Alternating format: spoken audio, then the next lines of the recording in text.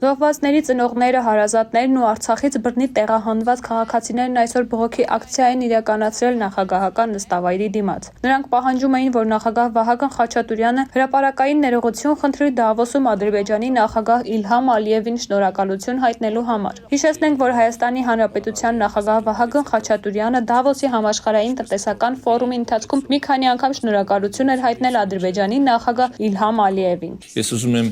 նաև շնորհակալություն հայտնել Ադրբեջանի ղեկավարությանը պարոն Ալիևին, ինչպես նաև ես իրավունք ունեմ շնորհակալություն հայտնել նաև մեր վարչապետին, որովհետև երկրի մեր ղեկավարը վարչապետն է,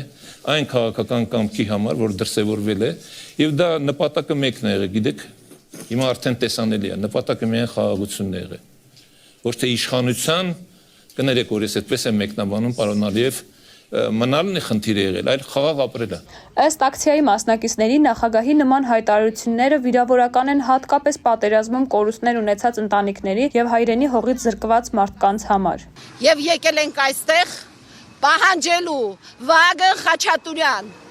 ես պահանջում եմ այստեղ այս մարդկանցով վերը նշված ընտանիքներով ու հայերով, պահանջում ենք ձեզանից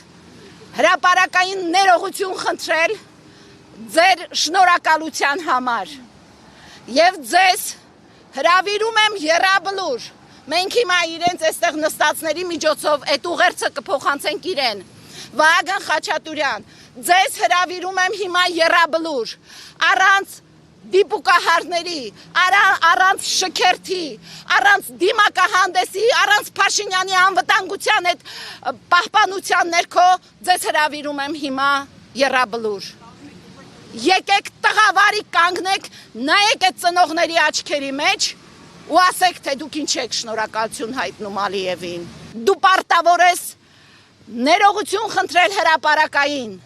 բոլոր զոհված ընտանիքների մայրերին, քույրերին, եղբայրներին, սիրած աղջիկներին։ Դու պարտավոր ես ներողություն խնդրել գերիների ընտանիքներին, հարյուրավոր անհետ կորածների ընտանիքներին, արժանապատիվ հայերին։